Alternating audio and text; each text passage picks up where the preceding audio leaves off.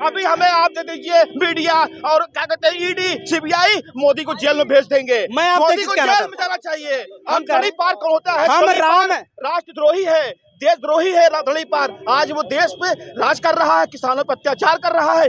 ये देश सह रहा है, देश सहन कर रहा है और मीडिया इसको नहीं दिखा रही है। जो पेपर लीक हुआ है और उत्तर प्रदेश में पुलिस भर्ती के नाम पर योगी सरकार ने जो बहुत बड़ा घोटाला किया है, उसके खिलाफ न्याय की लड़ाई लेकर के राहुल गांधी जी आज नौजवानों की बात लेकर संविधान को मत तोड़ने का काम करिएगा, देश एक दिन टूट जाएगा। देश तोड़ने का मतलब हमारा आपका तोड़ जाएगा, आने वाली पीढ़ी टूट जाएगी। मैं एक चीज आपसे कहना चाहता हूँ, आप मीडिया वाले हो कि राम को विधान बता रहे हैं। मैं आपसे एक चीज कहना चाहता हूँ, झूठी है। कोई रोजगार नहीं मिला। हमारे गांव में इतने ज्यादा बुजुर्ग हैं, विकलांग हैं, उनको कोई पैसा नहीं आ रहा, पेंशन नहीं आ रही। ये दिखावा है, लेकिन सरकार चलाती है उसके मैं नहीं जानती, लेकिन जब लोगों को मिलना चाहिए तभी जानते हैं। और जो औरतें के समूह सखी में बताते हैं, हिंदू सखी बताते हैं, इसमें कोई लाभ नहीं आती। हमारे साथ कम से कम 100 महिलाएं लेकर के मैं काम करती हूँ। वो तो बिना मुहूर्त के हुआ। हमारे सनातन के सर्वोच्च गुरु शंकराचार्य महाराज जी ने कह दिया, वो तो ठीक है, हम राम के भक्त हैं, राम को मानने वाले लोग हैं इस और हम अनवरत राम को मानने वाले लोग हैं। उसका मुहूर्त 22 तारीख से शुरू नहीं हुआ। छात्रों के साथ जो अन्याय हो रहा है, छात्रों के साथ जो अन्याय हो रहा है और जो पेपर लीक हुआ है, ये सरकार की साजिश है और अपने लोगों को सरकार बचा रही है। इसमें हमारा ये कहना है कि दोषियों के ऊपर सख्त सजा होनी चाहिए। संविधान को मत तोड़ने का काम करिएगा, देश एक दिन टूट जाएगा। देश तोड़ने का मतलब हमारा आपका तोड़ जाएगा, आने वाली पीढ़ी टूट जाएगी। मैं एक चीज आपसे कहना चाहता हूँ, आप मीडिया वाले हो कि राम को विधान बता रहे हैं। मैं आपसे एक चीज कहना चाहता हूँ, अभी हमें आप दे दीजिए मीडिया और क्या कहते हैं ईडी सीबीआई मोदी को जेल में भेज देंगे। मोदी को जेल में जाना चाहिए। हम गड़ी पार कौन होता है? हम राम राष्ट्रद्रोही है, देशद्रोही है। राधड़ी पार आज वो देश पे राज कर रहा है, किसानों पर अत्याचार कर रहा है। ये देश सह रहा है, देश सहन कर रहा है और मीडिया इसको नहीं दिखा रही है। हम राम राष्ट्र की बात करते हैं, हम राम राष्ट्र की बात करते हैं। राम का मतलब मनसा वाचा कर्मणा, इन तीनों चीजों से जो व्यक्ति एकनिष्ठ होगा वही राम कहलाएगा। उसी के अंदर मर्यादा रहेगी, वही मर्यादा पुरुषोत्तम श्री राम कहलाएगा। इसमें कोई संशय नहीं है। लेकिन मनसा वाचा कर्मणा, आप जय श्री राम के नाले लगा रहे हैं, हम भी लगाएंगे, कोई आपत्ति नहीं है। हम भी हिंदू हैं, सनातनी है। लेकिन मनसा वाचा कर्मणा अगर जब एक की बात आती है तो आप जो वचन देते हैं जनताओं के बीच में, क्या आप उसे कर्म में दिखाते हैं?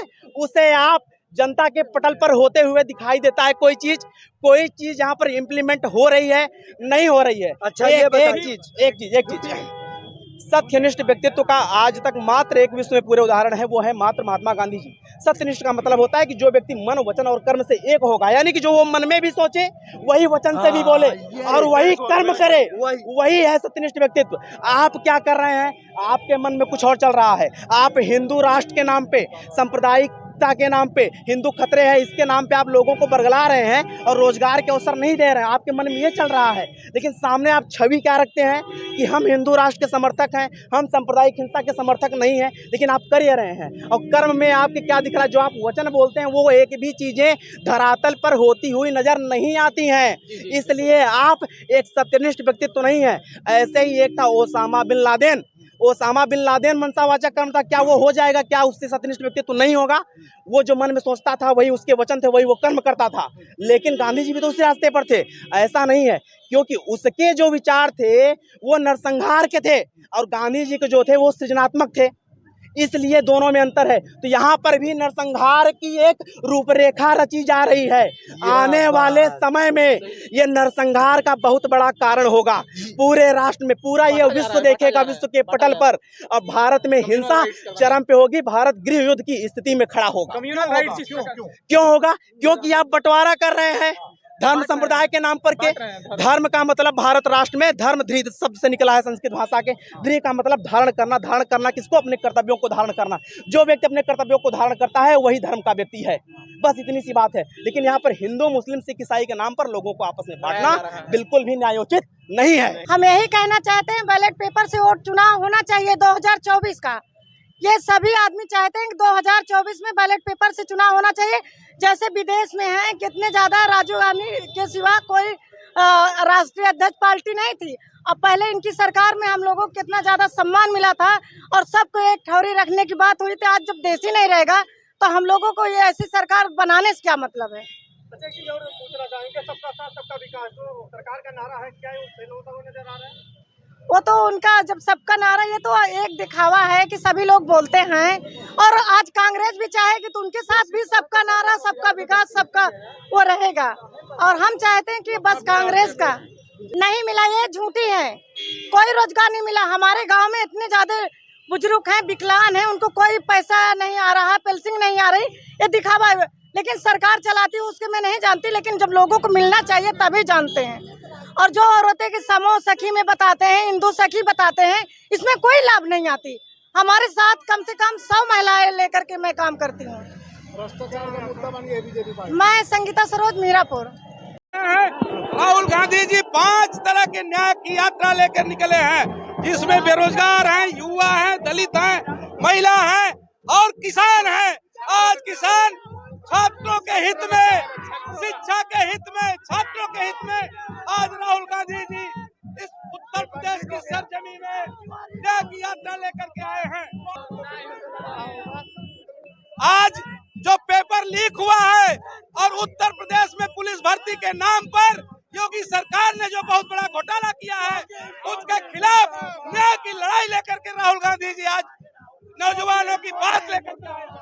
वो तो बिना मुहूर्त के हुआ। हमारे सनातन के सर्वोच्च गुरु शंकराचार्य महाराज जी ने कह दिया, वो तो ठीक है, हम राम के भक्त हैं, राम को मानने वाले लोग हैं इस और हम अनवरत राम को मानने वाले लोग हैं। उसका मुहूर्त 22 तारीख से शुरू नहीं हुआ। छात्रों के साथ जो अन्याय हो रहा है, छात्रों के साथ जो अन्याय हो रहा है और जो पेपर लीक हुआ है, ये सरकार की साजिश है और अपने लोगों को सरकार बचा रही है। इसमें हमारा ये कहना है कि दोषियों के ऊपर सजा होनी चाहिए। हम यही कहना चाहते हैं, बैलेट पेपर से वोट चुनाव होना चाहिए 2024 का। ये सभी आदमी चाहते हैं कि 2024 में बैलेट पेपर से चुनाव होना चाहिए। जैसे विदेश में है, कितने ज्यादा राजीव गांधी के सिवा कोई राष्ट्रीय अध्यक्ष पार्टी नहीं थी। अब पहले इनकी सरकार में हम लोगों को कितना ज्यादा सम्मान मिला था और सबको एक ठौरी रखने की बात हुई थी। आज जब देश ही नहीं रहेगा तो हम लोगों को ये ऐसी सरकार बनाने से क्या मतलब है। अच्छा, एक चीज और पूछना चाहेंगे, सबका साथ सबका विकास जो सरकार का नारा है, क्या ये फेल होता हुआ नजर आ रहा है? वो तो उनका जब सबका नारा, ये तो एक दिखावा है कि सभी लोग बोलते हैं। और आज कांग्रेस भी चाहेगी तो उनके साथ भी सबका नारा, सबका विकास, सबका वो रहेगा। और हम चाहते हैं कि बस कांग्रेस का